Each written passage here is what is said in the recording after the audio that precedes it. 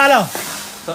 کوش کوروش کمپانی موبایل فروشی 72 ماه پیش پرداخت. بله آقا. جان قهوه چقدره؟ 150 تومن. 150؟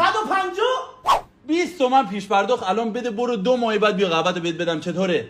این که گمرک و برزیل ارزون‌تر در میاد. چرا این حرفو میزنی داداش؟ من تمام واسطه و دستا رو حذف کردم، رفتم کلمبیا زمین خریدم، اونجا نشا میکنیم، پاییز کشت میکنیم، برداشت میکنیم، میایم اینجا میدیم تحویل شما کشاورز دادیم. شغل پدر جدی ما اینه.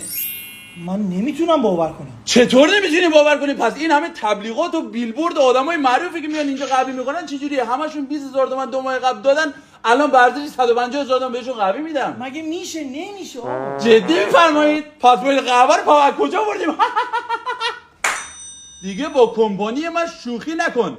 من شرفم بره حرفم نمیره. من حتی شده توی روف کشتی شخصی خودم دستگاه اسپرسو بذارم قهوه مردم میدم بهشون. کشتی خریدی؟ میخرم انشالله. مصطفی کمپانی. من نمیتونم. نمیتونی؟ محمد جون امانتی رو بیارین، داداشو مثل این نمیفهمه.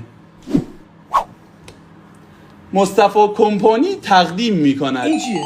این روش حساب من با شماه عزیز دلم. جدی میفرمایید؟ بابا اینم چک کنه این چکاک عقده‌های شخصی منه. این حرف دل مردم نسبت به شما. بیا من لنگلش. بیا بی وفایی کرد و رفت نمون